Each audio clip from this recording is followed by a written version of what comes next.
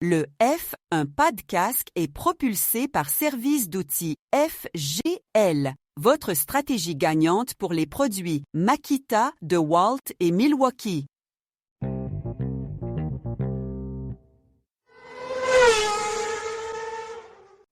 Lundi 27 juillet, mon nom est Martin Simon, Simon avec un C, et il me fait plaisir de vous souhaiter la bienvenue à un autre épisode du F1 Pas de casque. Aujourd'hui, c'est notre retour sur Hongrie 2026 et on débute maintenant avec la journée de samedi.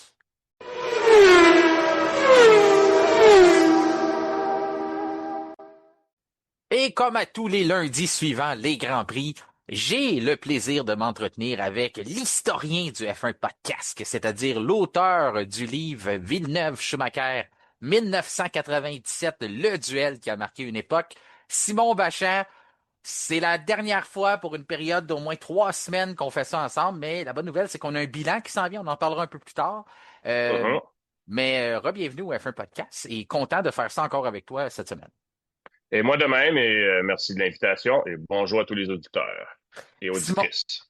Simon, aujourd'hui, on a gagné un Grand Prix. Et on a gagné un Grand Prix parce Oui, que finalement, on en parlait, on avait mentionné que Stefano Domenicali voulait régler ça avant la pause d'été. Ben, il a pris ça à la lettre. Dernier Grand Prix le dimanche avant que tout le monde parte en vacances. La nouvelle est sortie ce matin, comme quoi que le Grand Prix de Malaisie, on retourne du côté de Sepang, un circuit qui avait été là de 1900, des années 1997 à 2017, ça se peut-tu ou je me trompe-tu? Là, 99 à 2016 ou 2017, ouais. En 2017, le dernier, Max Verstappen qui avait gagné. Donc, on retrouve un circuit au calendrier, un Grand Prix au calendrier. Ça nous remet à 23. Ça, c'est s'il n'y a pas d'autres cancellations qui suivent, mais au moins, on Mhm. retourne dans le bon sens. Quand je parle de pas d'autres cancellations, c'est qu'on ne sait pas pour Abu Dhabi ou même Bakou, on pourrait peut-être se poser des questions. Où est-ce qu'on l'a placé? C'est du 2 au 4 octobre. Et ça sera le Grand Prix de Bahreïn. Le Grand Prix de Bahreïn va exister pareil. On l'a juste déménagé à 6035 kilomètres plus loin. Ouais. C'est un petit déménagement. Donc, on va quand même l'appeler le Grand Prix de Bahreïn. Ça va être un peu étrange, mais t'es pas la première fois que tu vois ça, là. Notamment, là, il me semble qu'il y avait eu une histoire avec le Luxembourg dans le temps de Oui, Villeneuve. mais il y avait toujours une proximité géographique, tu sais, Ouais. faisant en sorte qu'il y avait une certaine logique. Là, ça, il n'y a plus de logique. C'est juste le Grand Prix de Bahreïn parce que Bahreïn tient à payer. Il faut croire qu'ils veulent absolument garder la publicité autour du fait que c'est le Grand Prix de Bahreïn. Donc, ça va être le Grand Prix de Bahreïn en Malaisie. Ça va être un peu mélangeant, mais on croit qu'on va s'y faire. Euh, Deux petites choses là-dessus. La fin de saison, là, 12 courses en 16 fins de semaine. Ça va être lourd Ça va être pour les lourd. pilotes surtout, puis le personnel. Tu sais, c'est des longs voyages en plus. Et l'autre chose, c'est qu'on a entendu quelquefois parler que la Thaïlande était bien intéressée d'accueillir un Grand Prix dans les prochaines années. Et il me semble que, vu que justement il y a proximité géographique, ça aurait été une belle occasion pour les gens de la Thaïlande d'organiser un Grand Prix puis de démontrer qu'ils sont capables. Mais il faut croire qu'ils ont décidé de passer l'occasion ou on les a pas, on leur a pas demandé. Mais bref, je trouve que c'est une occasion manquée pour la Thaïlande de faire ses preuves. Il y en aura peut-être d'autres à ajouter. Je sais pas, comme tu dis, c'est sûr qu'on aurait pu profiter du moment qu'on était dans le coin. Tu parles de la proximité des Grands Prix. J'ai tout de suite sursauté sur le fait qu'il y aura 7 jours entre la Malaisie, puis après ça, on s'en va à Singapour. Ça, c'est 2 Grands Prix. Tu sais, Malaisie, c'est très demandant aussi, il fait très chaud. Puis Ouais. Singapour, on le sait que les pilotes peuvent perdre jusqu'à 12 livres, là, quasiment avec la sueur, puis tout ça dans des journées les plus chaudes. Donc, de faire ça à l'intérieur d'une semaine, ça va prendre une récupération.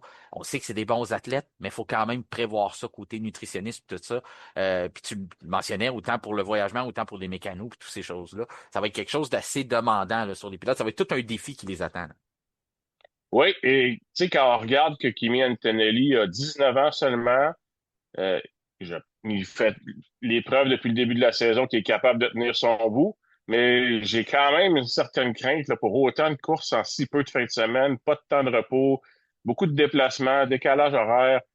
Il est quand même frêle un peu, là. Fait que j'ai quand même une petite crainte là, qu'il en échappe quelques-unes, mais on verra.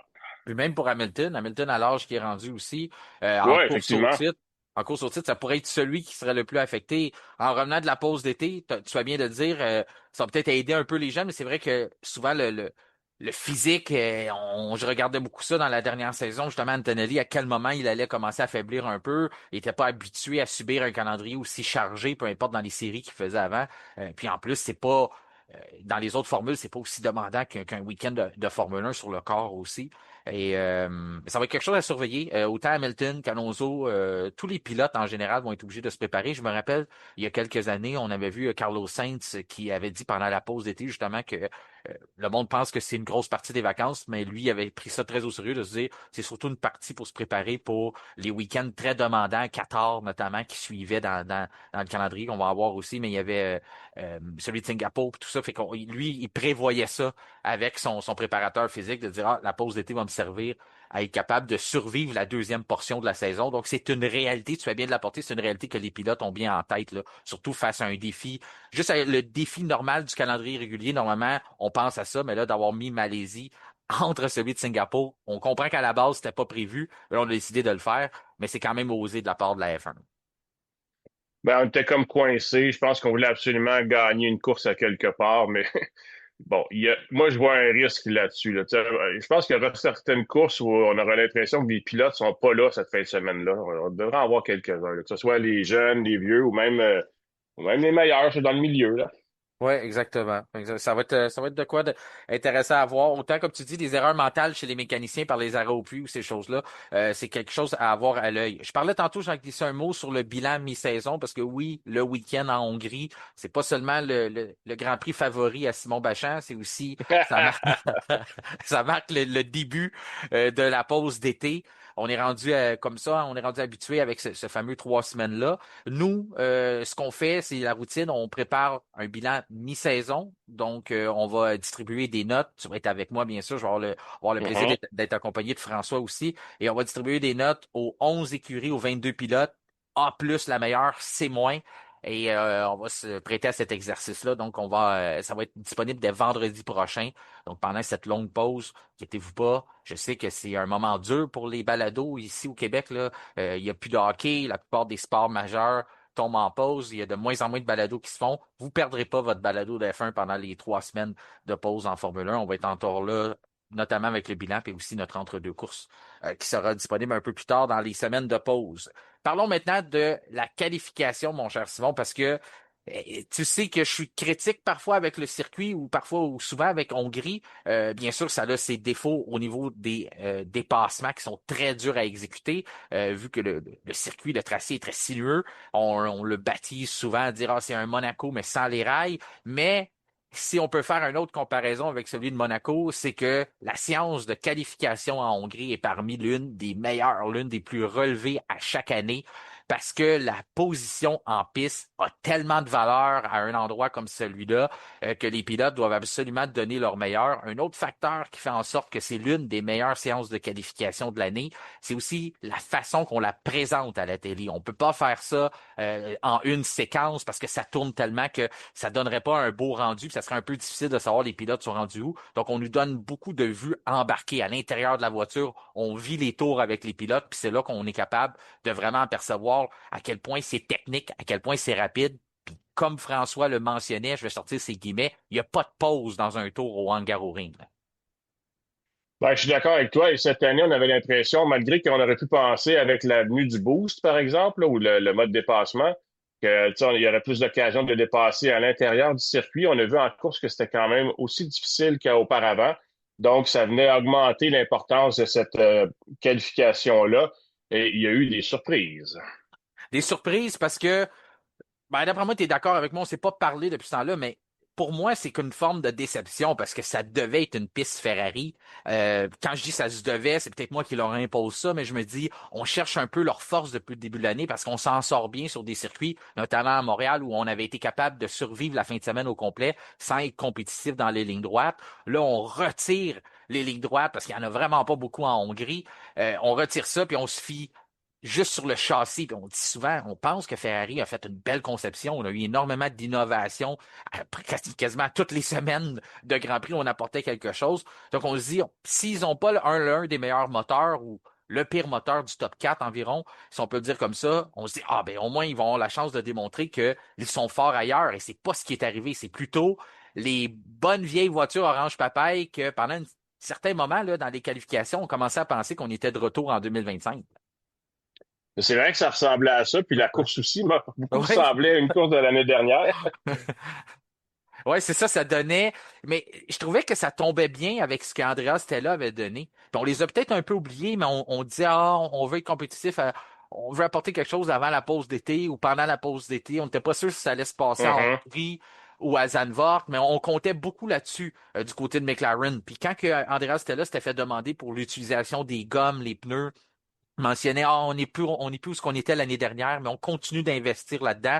Mais c'est sûr que c'est des nouveaux pneus à chaque année. Donc, ça nous prend des données, faut accumuler de l'information si on veut être capable de comprendre comment fonctionnent les pneus. On sait qu'on le faisait bien par le passé et c'est peut-être là qu'on a commencé à comprendre. On arrive en Hongrie, on sait que on les surtaxe. Certains avaient de la misère à garder de la gomme pour le secteur 3 tellement qu'on les demandait. Et du côté de McLaren, du moins du côté de Norris, plus précisément, on Oui. semblait être capable de mieux gérer ça sur un tour complet.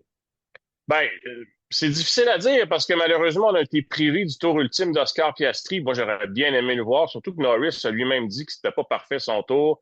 Oui, Il était conscient qu'il y a des endroits où il aurait pu s'améliorer, mais ça, en même temps, 90% des détenteurs de la pole vont dire ça. Là. Eux le savent, où est-ce qu'ils ont perdu un petit peu. Nous, on le voit plus ou moins là, à la télévision. Mais j'aurais quand même aimé que Piastri ait cette chance-là de le faire. Et pour revenir à ce que tu disais, je suis d'accord avec toi. Ferrari étaient les favorites en arrivant en Hongrie. C'est sûr que tu avais écouté un Kimi Antonelli là, après la Belgique qui disait on n'a même pas de chance en Hongrie, Ferrari va gagner, puis on pouvait se permettre d'être sceptique parce qu'on se rappelait que on avait dit la même chose à Monaco, puis on sait comment ça s'est terminé. et voilà. Sauf que là, c'est ça. Sauf que là, les Mercedes n'étaient pas du tout dans le coup, donc c'était quand même très ouvert, en tout cas pour que d'autres écuries en profitent. Et c'est pas les Ferrari qui l'ont fait, puis je pense qu'ils il était très déçu de ça. Ça a été mal autant le samedi vers la fin, parce que en Q1, Q2, c'était correct. Mais vers la fin et puis en course, pour la course, on y reviendra. Mais en quelque sorte, on a échappé la pole position avec une stratégie que j'ai pas compris. Je n'ai pas compris pourquoi on a fait sortir les Ferrari en premier à la fin en Q3. As-tu une idée? Parce que moi, je cherchais encore. Non, j'aime pas ce genre de stratégie-là. On a voulu éviter justement ce qui est arrivé dans le dernier virage avec Verstappen qui a nuit à d'autres. Sauf que on s'est mis dans une drôle de situation. Déjà qu'on avait des bons chronos sur le tableau. Hamilton, là, on dit, ils se sont fait battre Ferrari. Puis je le prends de la même façon que toi. Là. Je trouve pas qu'on exagère en disant c'était à eux de la gagner, ils l'ont pas gagné. Mais j'entends déjà des personnes qui nous écoutent qui vont dire ouais, Hamilton, t'es à 17 millième. Là. Puis je suis d'accord avec ça. Là. C'était très, très près la pole. Sauf que c'était un endroit qui était supposé être un terrain Ferrari. Donc, oui, c'est très mince, c'est la plus petite écart en pole position cette année. Puis c'est même pas proche des autres. Là, quand on parle de Montréal, je pense que on parle de 60 millièmes, c'était Montréal. Puis après ça, en tout cas, aux alentours de là, Monaco aussi, c'est dans les 60 millièmes. Là, on est quand même tombé dans les 12 millièmes. Donc, c'était Ouais, on est très, presque collé. ouais, c'était très, très près, là. C'était à un cheveu près. Sauf que c'est là que ça vient avec ce que tu apportes. On n'a pas réussi à améliorer dans notre dernière séquence, dans notre dernière tentative. On est sorti trop tôt. On n'a pas profité de l'évolution de la piste. Donc, j'ai énormément de difficultés à t'expliquer pourquoi on a fait ça, Simon, à part te dire que, ah, ben, c'est parce qu'on voulait éviter une neutralisation ou de se faire gâcher. Sauf que on voyait la Comme piste ça. l'évolution de la piste était tellement grande que tu devais être pas mal le dernier à passer, surtout si tu voulais améliorer le temps canon que tes deux voitures t'avaient donné. Je dois quand même souligner le fait, c'est drôle parce que je discutais de ça avec mon père il y a quelques semaines à peine. Mhm. Je m'ennuie du temps. Ben pas je m'ennuie, mais je trouvais ça spectaculaire dans le temps qu'on avait des voitures, puis en même temps, ça venait avec son lot de problèmes. Fait que tu avais des voitures qui étaient tellement compétitives qu'on pouvait se permettre de se qualifier en médium, de survivre la Q1 avec des médiums Ouais, oui, pour, oui. pour garder des trains neufs. On voit plus ça parce que la parité est quand même très, très forte. C'est très rare. Mais Ferrari avait vu juste de dire, ah, on a assez de puissance, on a assez confiance en nos voitures pour sortir de la Q1, puis s'en aller avec partir résister la Q1 avec des médiums, puis après ça, sauver des trains pour justement être bon à la fin dans Q3. Puis c'est là qu'on a moins bien performé. Toute ta stratégie de ta journée de qualification tournait sur cette dernière tentative-là où ce que tu avais l'avantage, d'avoir des gommes flambant neuves pour ta première tentative et des gommes flambant neuves pour ta deuxième. Puis finalement, on n'a pas su profiter de ça. que ça me mène à croire, c'est que justement, Ferrari était trop confiante. On Ouais. savait qu'on avait cet avantage-là, alors on s'est dit, on n'a pas besoin de prendre de risques de sortir dans le trafic. On est supérieur, on va passer par-dessus l'obstacle d'être les premiers à ouvrir la piste pour les autres qui suivent en arrière dans la dernière séquence de Q3. Et on va quand même avoir la pole. Mais le tour d'Hamilton, on le voyait, là, ça fonctionnait pas. Là. C'était à la limite brouillon. Leclerc n'a jamais été vraiment, honnêtement, au niveau d'Hamilton de toute la journée de samedi, puis même pas en course non plus. Alors, c'est là où on a ouvert la porte au McLaren, qui peut-être était plus performante que prévu, en tout cas au sein de la Scuderia. Parce que je pense pas qu'on l'avait vu venir, là, cette augmentation de niveau-là des McLaren. On pensait qu'elle allait être améliorée avec les innovations, certainement. Mais de là à les dépasser pour prendre la pause sur leur Hungaroring, je pense pas que Fred Vasseur et son équipe l'avaient prévu, celle-là. Non, moi, je pense qu'on les a pas vus venir. On a, Ouais. on se concentrait sur Mercedes. On a vu que Mercedes était dans tous ses troubles, qu'on n'avait pas vraiment la puissance. On n'était pas l'ombre de nous-mêmes, de ce qu'on est depuis le début de la saison. On se dit, ah, le chemin est clair. C'est comme si on n'avait pas d'autre adversaire. On n'a pas à se méfier de Red Bull. Red Bull se cherche. Puis là, après ça, whoop, on les a pas vus arriver. Pourtant, la EL3, l'essai libre du matin, on avait annoncé nos couleurs là, du côté de McLaren. Puis quand on regardait la qualification, autant que je vante la stratégie de Ferrari de survivre en médium la Q1, ben, si on dirigeait juste un peu notre attention sur ce que McLaren faisait, on a survécu avec Norris sans utiliser 2 trains de pneus. On a fait, je pense, une tentative dans la Q1, puis on a survécu. Donc, on avait aussi ce luxe-là d'avoir des gommes fraîches pour la fin. Je sais pas si on regardait juste ce qu'on faisait puis on se concentrait pas un peu sur ce qui se passait ailleurs, mais ça annonçait qu'on avait confiance du côté de McLaren aussi, donc on aurait dû se douter qu'il se préparait quelque chose aussi de ce côté-là, du côté de la Scuderia. Là, j'ai l'impression qu'on n'a pas le choix. Tu l'as parlé avec Piastri. Tu dis Piastri, on aurait aimé ça voir sa dernière tentative. On Ouais. parle d'Hamilton qui était très, très près de signer une pole. Ça aurait été une 10e en Hongrie, ce qui est hallucinant quand tu penses à ça, que à 10 fois, tu as été capable d'être le plus rapide sur ce circuit-là. On sait à quel point c'est technique. Mais cette pénalité-là qui a généré des commentaires, des conversations sur les réseaux sociaux, pas juste sur notre page, les gens étaient vraiment fâchés de cette pénalité-là à Lewis Hamilton qui s'est retrouvé sous enquête pour avoir gêné Oscar Piastri.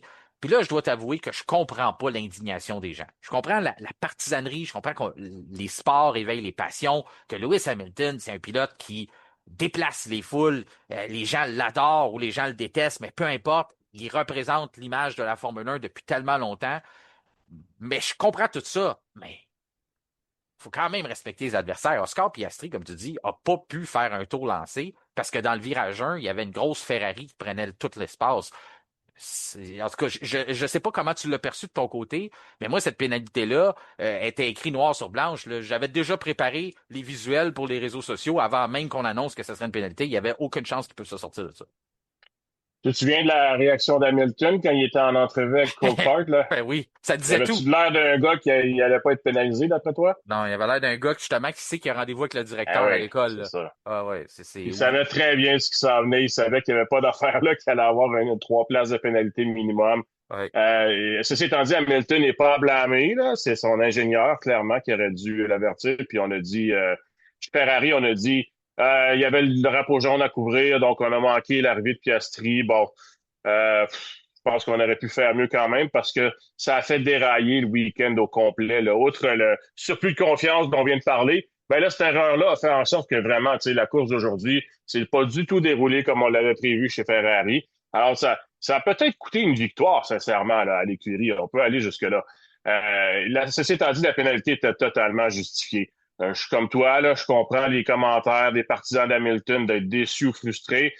Cependant, tu sais, vous n'avez qu'à blâmer Ferrari, c'est l'écurie qui s'est trompée, c'est l'écurie qui a fait une erreur. Et Piastri était tout à fait en droit de vouloir faire un dernier tour. Et en plus de ça, je veux juste te dire que pour les deux McLaren, c'était quand même limite. Là, j'avais peur qu'ils passent pas avant le zéro. Là, quand j'ai vu sortir, il restait comme 1 minute 30. On est proche là, de la fin du chronomètre là, où on peut plus se qualifier. Donc, on pouvait pas se permettre de perdre trop de temps. Puis là, ben, dans le cas de Piastri, c'est même pas ça. Il a pas pu prendre son élan pour la ligne droite. Alors, il y a pas photo. Là. C'est pénalité d'Hamilton. C'est triste pour lui. C'est plate pour Ferrari, mais on s'est planté puis on méritait la pénalité. Si tu le bout, je suis pas d'accord avec toi. D'accord pas mal avec tout. C'est le bout que c'est pas la faute à Lewis Hamilton. Puis j'ai tendance à aller dans ce sens-là régulièrement parce que quand que tu es au milieu de la piste, puis que tu es en train de préparer un tour, tu as plein de choses à regarder. Tu prépares ton tour, tu gardes la bonne température dans tes pneus, tu veux garder le bon écart en avant, tu veux pas te faire dépasser, puis là, des fois, quelqu'un arrive rapidement, puis là, tu as besoin de tes informations. Mais Lewis Hamilton avait terminé. Sa journée de travail était finie. Il passe le Oui. fil d'arrivée, puis là, il décide d'aller regarder son volant, essayer d'économiser de l'essence, regarder s'il y a un bon tour, puis il prend le point de corde exactement comme s'il était dans un tour, directement dans la trajectoire de piste au virage 1. Et je sais que Oui. peut-être qu'il se disait, ah, ben, j'ai fini ma journée, donc tout le monde a terminé, mais c'était pas le cas. C'était pas le cas. Je Ben, c'était comprends. ça. C'est Ouais. qu'il, dans sa tête, là, tout le monde était en avant de lui. Il y avait personne derrière lui. Et c'est à son ingénieur de lui dire, attention, t'as encore un piastri qui s'en vient, reste pas dans la ligne de course. Pas Mais il est parti grand-chose, là, de premier. dire ça. Mais il est parti premier. Donc, c'est sûr que tout le monde en arrière de toi, et c'est toi qui as commencé la journée avec le tour lancé. Je veux dire, la dernière séquence. Donc, tu sais que quand tu passes le fil d'arrivée, ceux qui s'en viennent en arrière de toi sont dans un tour rapide ou sont en train de n'amorcer un. C'est toi qui étais le premier à passer le fil d'arrivée. C'est ça, j'ai de la misère à dire. Mhm. Tu sais, je comprends que on peut dire blâmer, on peut dire que Carlos Santi aurait pu faire mieux, problème de communication. Sauf que je me dis, Lewis Hamilton, tu finis, ta journée est complète. T'as rien à faire. Tu sais, c'est pas comme si, ah ben, ces pneus-là, je veux les réutiliser en Q3, donc je veux pas rouler à l'extérieur de la trajectoire de piste, je veux pas les salir, je veux les garder propres, j'ai besoin de ces pneus-là. C'est fini. C'est terminé. Tu t'en vas au puits. Fait que la seule affaire que tu as à faire, c'est roule sur le côté, gêne personne, puis ramène la voiture. T'as pas un tour lancé à préparer, t'as pas de température à vérifier, t'as vraiment terminé ta journée, mais il décide qu'il tourne ça directement dans la trajectoire. C'est peut-être parce que j'ai un parti pris dans le sens que je trouve ça frustrant de me faire ça dans les simulateurs ou dans un jeu vidéo, ouais, que le gars finit son tour et fait comme, ah, c'est correct, je me fous des autres, moi j'ai fini. Fait que c'est peut-être pour ça que ça m'a fâché. Pourquoi tu fais ça? Mais en tout cas, c'est un Ouais, style. ben non, ben en ce sens-là, je peux te comprendre, là. Et puis, tu sais, est-ce qu'Hamilton aurait pu en faire plus pour éviter la pénalité? Ben oui, certainement. Peut-être qu'il devrait aussi se mettre en tête que justement, là, tu sais, il faut qu'il couvre un peu plus, fasse un peu plus de travail pour couvrir tous les angles parce que chez Ferrari, des fois, tu sais, on sera pas aussi efficace que on l'était chez Mercedes, par exemple. Mais là, c'est sa deuxième année, puis je pense qu'il devrait commencer à comprendre comment ça fonctionne la Scuderia. Alors peut-être, oui, je suis prêt à accepter qu'il aurait peut-être pu en faire plus, puis il y a une part de responsabilité là-dedans. Là. C'est sûr que, mais en même temps, pour moi, le gros, là, tu sais, ça revient à les gens qui sont assis le long du muret là, ou à l'intérieur des paddocks dans l'équipe. Là, tu sais. Mais c'est à eux de réfléchir, d'être proactifs, de les Ouais. protéger, d'empêcher son pilote de se mettre dans cette situation-là. Puis Hamilton, la face, pour revenir un peu à ce que tu disais, Mais, à la fin, il avait la même face que moi quand je savais que l'école avait appelé mes parents, il fallait que je m'en aille à la maison. Là. Il avait exactement cette face-là. Là. Tu voyais, il était songeur, puis il se demandait qu'est-ce qui l'attendait. Puis il repensait à tout ce qu'il avait fait dans sa journée, puis qui avait pu être dit. Puis c'était un peu ça là, qui arrivait. Mais on le voyait qu'il tu l'as savait. vu quand il est sorti de Ouais, sa voiture, il était comme dépité, il faisait non de la tête. ouais. Puis là, au début, on savait pas c'était pourquoi. On pensait que c'était juste parce qu'il venait d'échapper la pole, mais c'était encore pire parce qu'il savait que probablement, déjà, il savait qu'il allait être pénalisé probablement. Ouais. Alors, il voyait, lui, son week-end se désintégrer devant lui. Là. Mais encore une fois, parce que les pénalités, tu t'en rappelles, là, j'ai été critique avec lui dans les dernières semaines à cause de ça, parce que moi, selon moi, son super pouvoir, c'est d'avoir déjà été dans une situation de course au titre, ce que les autres n'ont pas autour de lui. Puis il n'arrête pas présentement son pire ennemi à Lewis Hamilton. C'est Lewis Hamilton, c'est pas Kimi Antonelli, c'est pas George Russell. On n'a pas le luxe en F1 d'aujourd'hui de dire, ben, je peux prendre 5 secondes de pénalité puis c'est pas grave. Je peux partir 3 places plus loin sur la grille, puis c'est pas grave. Non, non, chaque écurie se bat pour des petits millièmes de secondes. Mhm. C'est pour ça que là, tu as McLaren qui est rendu un joueur, parce que après ce qu'on a vu aujourd'hui, on n'a pas le choix de commencer à croire. On en viendra, comme je dis, on parle souvent de la course, mais juste avec la qualif, on n'a pas le choix de commencer à regarder McLaren d'un autre air, surtout qu'on s'en va à Zandvoort dans 3 semaines. Puis c'est pas un endroit qui va vraiment changer le portrait. Là. Ça devrait être un circuit assez semblable pour les forces de chacun. Donc, Hamilton a deux fois plus de bonnes raisons de dire soyons concentrés, ça prend des week-ends parfaits d'ici à la fin si je veux espérer capturer un 8e titre. Oui, mais il ne pourra plus faire beaucoup d'erreurs, ça c'est sûr, parce que l'écart commence à être grand avec lui aussi s'il pense au championnat du monde. Là, on peut plus s'en permettre des comme celle-là chez Ferrari, ça c'est clair. Puis tu sais, tu dis souvent qu'Hamilton, bon, vu son âge, tu sais, à un moment donné, son rythme va tomber. Et tu parles souvent des performances en qualification, puis tu as raison de le dire, là. Sauf que je trouve qu'Hamilton, en tout cas cette année, ça s'applique pas tant que ça. Mais quand je voyais la course de ce matin, et on y reviendra plus tard, je le sais, mais je pensais aux pénalités, puis je me disais peut-être que c'est de cette façon-là que ça vient de chercher, tu sais, l'espèce de soupçon de vigilance supplémentaire qui est disparu, là. Puis là, ça vient de chercher de temps à autre par des pénalités ou tu sais, il manque peut-être juste un peu l'étincelle là, pour éviter ces situations fâcheuses-là.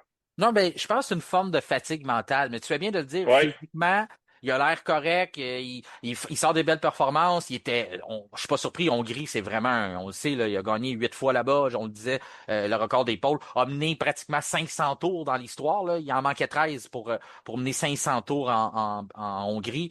Donc, c'est vraiment un tracé qui lui plaît, c'est un tracé qu'il connaît bien. Si j'avais de l'argent à mettre en début de week-end, j'avais choisi d'aller vers Antonelli, on en viendra après, mais quand même, Hamilton, je trouvais que c'était son endroit, c'est lui le roi. Donc ça, il a bien fait, mais c'est toujours ces petites erreurs-là. Ça date, on se rappelle, Monaco, oui, il y a eu l'erreur dans les puits que bien des gens ont eu, fait qu'on peut passer l'éponge sur celle-là. Ouais. Mais Silverstone, Spa la semaine passée, puis il y a d'autres, c'est des accumulations de ces erreurs-là qui font que je continue à dire qu'ils sont pires ennemis depuis les dernières semaines. Ils vont devoir travailler là-dessus. Et c'était un 5 en 7, Simon. Je pense pas que c'est étrange, que c'est si étrange de voir. Mhm. Il pourrait avoir un semblant de fatigue. Tu le mentionnais pour Antonelli plus tôt. 5 c'est quoi? On était 5 Grands Prix en 7 semaines avec l'Europe. Donc, c'est normal qu'à travers ces 7 semaines-là, ben, il y a eu quelques erreurs du côté d'Hamilton. Est-ce que c'est un lien avec l'âge? On ne sait pas vraiment, mais moi, je trouve pas ça fou d'aller de ce côté-là. Leclerc, lui, ben, a été promu deuxième. Comme on le disait, était loin là, même de Hamilton quand on regarde l'écart entre Hamilton, Norris puis après ça Leclerc. A jamais vraiment été dans le coup face à son coéquipier, mais faisait le travail quand même d'emmener la voiture pour être compétitive où elle devrait être, du moins. Mais on comptait pas sur Leclerc, à moins de nous faire encore un tour de magie comme il l'avait fait là, de mémoire c'est l'an dernier, l'année d'avant, mais Oui, c'est l'année dernière. là, il cherchait une pole à la dernière minute. On l'attendait pas, Charles Leclerc, en fin de semaine, pas avec ce qu'il nous avait montré. Ben, moi, je trouve ça décevant parce qu'il était sur une séquence de bonnes performances, là. Victoire à Silverstone, il a bien fait en Belgique. Donc, tu sais, il avait comme pris le dessus un peu sur Hamilton au cours des derniers Grands Prix. Et je m'attendais à tout le moins qu'il soit plus compétitif que ça comparé à Hamilton. Et on l'a vraiment senti en retrait tout au long de la journée et ça s'est poursuivi le dimanche. Dans ce sens-là, je trouve ça un peu décevant parce que c'est comme si on venait de briser son élan, là. Puis je m'attendais à plus de la part de Leclerc. Puis ça a mal commencé avec Leclerc parce que la stratégie des médiums, je pense que ça n'a pas fonctionné. C'est en Q2 où il a Mais fallu en qu'il Q2, retourne. on a eu peur qu'il passe pas, C'est là. ça, il a fallu qu'il retourne avec un autre train. Puis là, ça a tout Oui. brûlé la stratégie qu'on avait préparée pour avoir un petit avantage sur les autres en Q3. Donc encore là, c'est ça, il n'a pas réussi à faire la stratégie qu'on avait élaborée avant de s'aventurer en piste. Antonelli, de son côté, on l'attendait Moi, je me fiais sur Monaco. Ça fait le Oui, lien tantôt. oui, oui. Je Je me disais, comprends ce que tu veux dire. pour ça, je l'avais choisi dans l'épisode de vendredi. Je me disais, on attendait Ferrari, on attendait tout le monde. Finalement, Antonelli a sorti un lapin de son chapeau. Ça se rapproche à une piste de go-kart. C'est là que Kimi va être capable probablement de nous sortir un bon tour. Il avait pas réussi on l'avait pas mis en EL1. En tout cas, c'est facile de questionner après. Là, je vais pas faire mon corps arrière du lundi, mais j'ai l'impression que c'est pas un circuit qu'on aurait dû faire ça du côté de Mercedes, de laisser absolument une recrue. C'est le genre de circuit que tu as besoin de tes séances pour te préparer. On n'a pas le choix, il y a un règlement qui nous oblige à le faire, sauf que j'aurais peut-être choisi un autre endroit. C'est facile à dire après, mais Kimi Antonelli, le temps qu'il s'adapte, le temps qu'il trouve ses repères, déjà que c'était dur un peu pour tout le monde, même ceux qui avaient fait la première séance, il n'a jamais été vraiment dans le coup. Puis il pouvait pas compter sur George aussi pour aller chercher beaucoup de données en début de week-end, parce qu'il était à 1 seconde des Ferrari pendant les essais libres. Non, c'est sûr que Russell n'a pas été dans le coup, lui non plus. Puis pour ce qui est d'Antonelli, ben là aussi, il y a quand même une petite déception parce qu'il est en train de réaliser son meilleur tour du Oui, week-end. Sauf que là, je sais pas s'il a essayé de faire comme Russell en Autriche, puis de réussir à aller chercher, peut-être pas une pole, mais au moins améliorer son sort, même malgré un drapeau jaune, en disant j'ai levé le pied.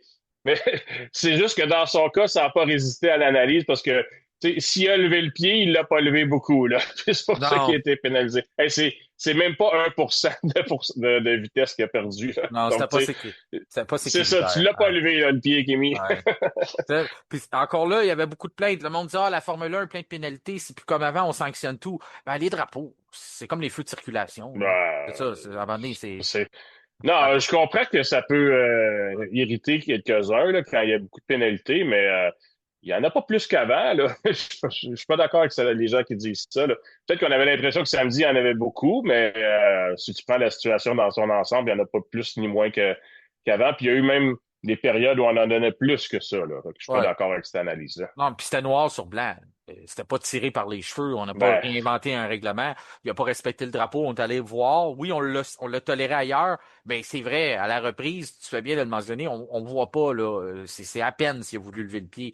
C'était pas suffisant. Puis là, Hamilton, bon, on reviendra pas là-dessus, mais il y avait les causes aussi. Il y avait littéralement bloqué Piastri. On l'a Piastri, justement, qui s'était qualifié cinquième, avait pas pu faire se rendre justice, être capable de faire son dernier essai. Finalement, a eu une promotion sur la grille. Il s'est retrouvé à partir troisième derrière Leclerc. Donc, ça a quand même bien été pour Piastri. Mais je pense qu'il faut tout de suite sauter à Verstappen parce qu'il a joué un rôle important dans cette journée-là.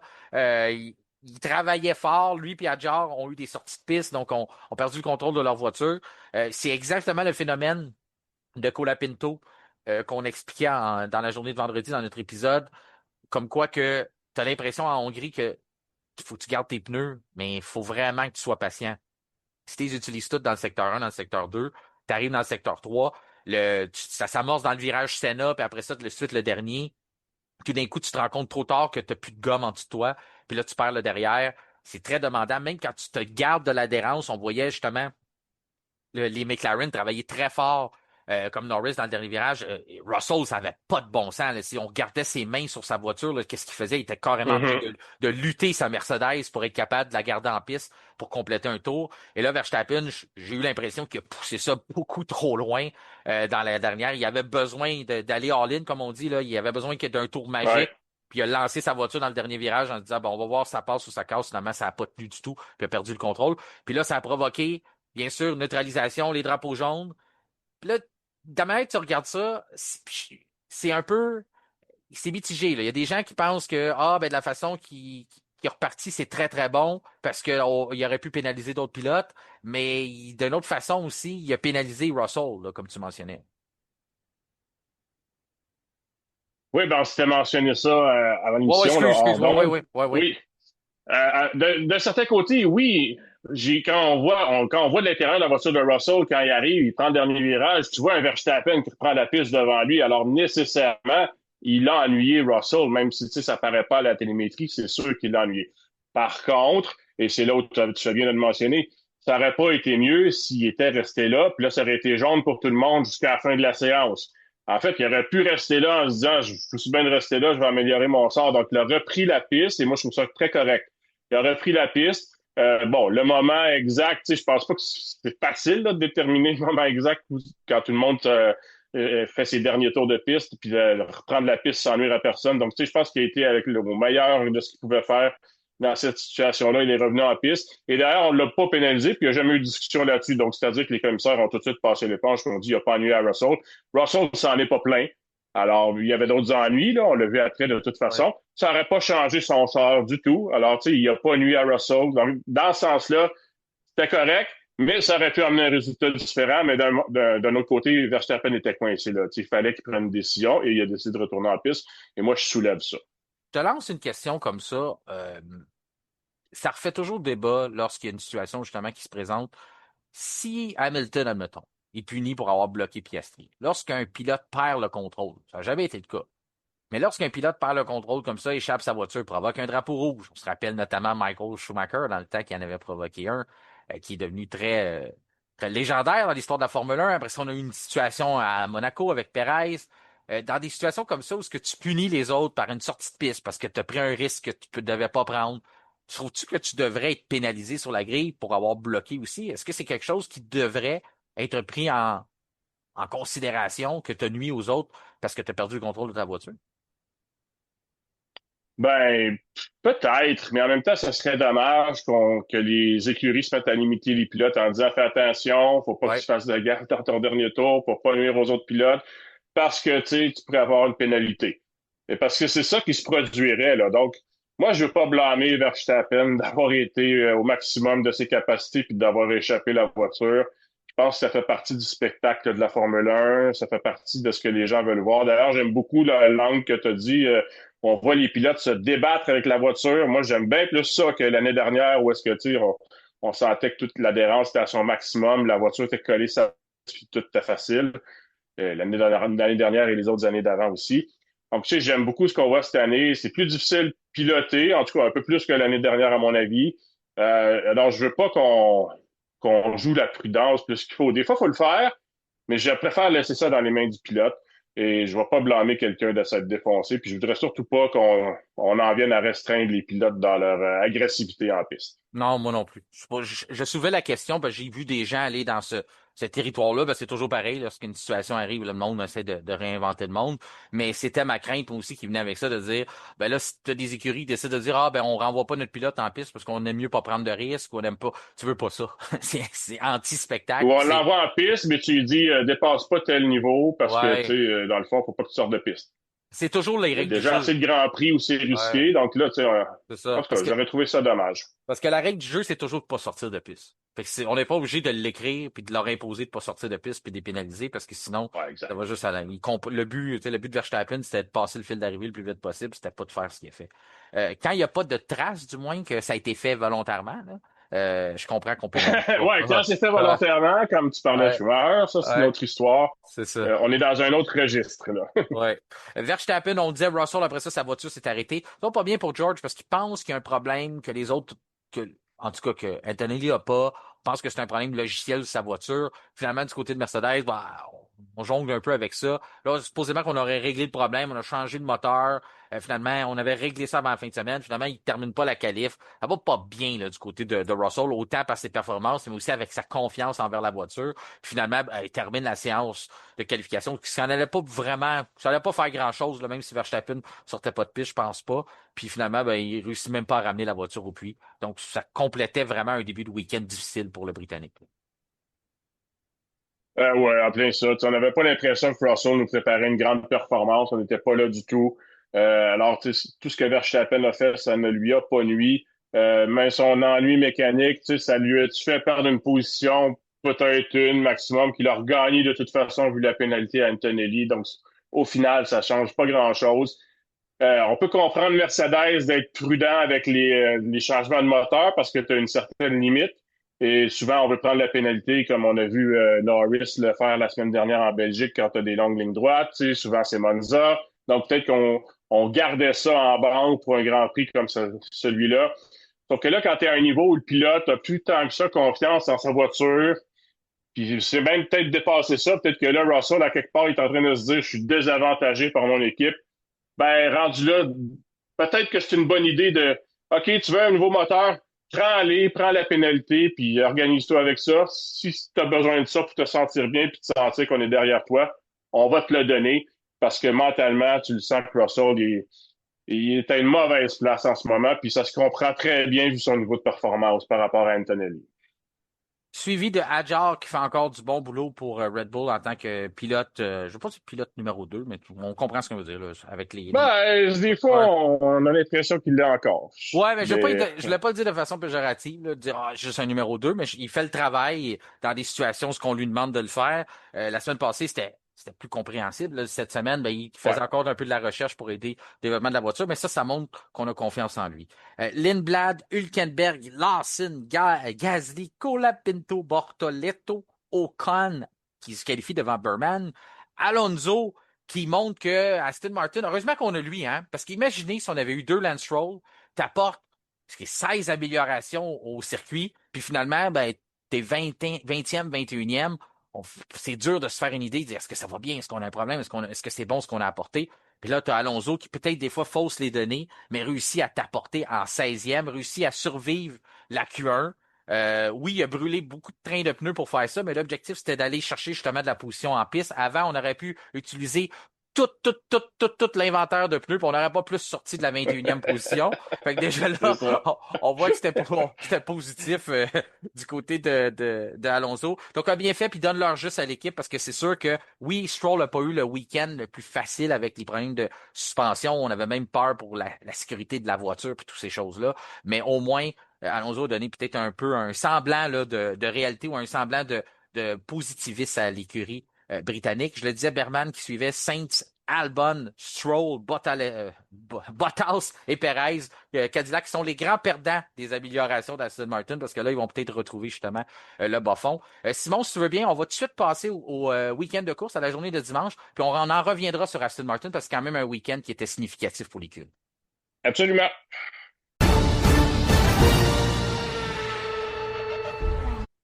Eh bien oui, ce dimanche, c'était Noël pour Simon Bachan avec ce 41e Grand Prix de Hongrie qui avait lieu. Je le sais, Simon, là, on t'achale avec ça parce que tu l'aimes bien puis tu le défends, le Grand Prix de Hongrie. Puis encore une fois aujourd'hui, ben, ça a été intéressant parce que moi, j'aime les stratégies. Donc, c'est un endroit de stratégie, on va se le dire. Oui. C'était pas évident de dépasser encore une fois. On pensait que les nouvelles voitures, ça allait peut-être nous emmener ailleurs. Le fait qu'on peut se suivre aussi, ça, je trouvais que c'était une partie quand même intéressante. Même si je pense qu'il y avait encore quand même, on pouvait être affecté de suivre une voiture trop longtemps, mais pas comme rien de pareil comme qu'on avait vu dans le passé. Là. Donc, côté spectacle, j'ai pensé à toi, je dis, c'est quand même un bon Grand Prix qu'on a eu parce qu'il y avait vraiment beaucoup d'éléments stratégiques. J'avais été un peu critique dans l'épisode de vendredi en disant que ben Pirelli, on emmenait encore les gommes dures, puis là, je veux qu'on crée des nouvelles stratégies. Le fait que on avait roulé les tendres dans des pratiques chez Ferrari, je dis, il y a peut-être une possibilité qu'on va rouler 3 types de gomme sur le plateau pendant une course. Ça pourrait être très, très intéressant. Puis finalement, ben, forcé d'admettre que Pirelli a réussi son coup en fin de semaine parce que il y avait de la diversité sur le circuit. C'était intéressant à suivre. Il fallait vraiment regarder tout ce qui se passait, tout ce qui se déroulait. J'imagine que de ton côté, tu as probablement perçu la même chose. Puis du côté des départements stratégiques de chaque écurie, ben, on va probablement bien dormir ce soir parce qu'il y avait énormément de travail tout au long de la course à faire.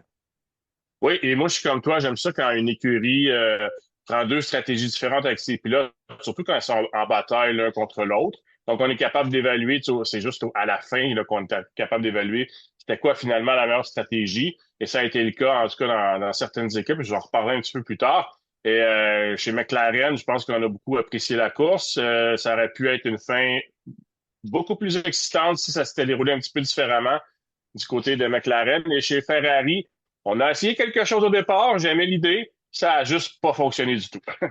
C'est ce qu'on avait travaillé depuis le vendredi. Donc, on a resté avec Ouais. ça. On a tout vraiment entouré notre stratégie jusque-là. Je pense qu'on n'avait pas prévu un Max Verstappen qui vient la pénalité, puis le Max Verstappen qui vient nous gêner. Leclerc aussi qui n'a pas eu le meilleur des départs. Mais on va se concentrer sur qui a gagné, parce que Lando Norris Mhm. a remporté une première victoire. Donc, il a fallu attendre, c'est la 11e, oui, c'est la 11e ronde Ouais. de la saison. Donc, il a fallu attendre le 11e Grand Prix pour voir le champion en titre gagner une épreuve.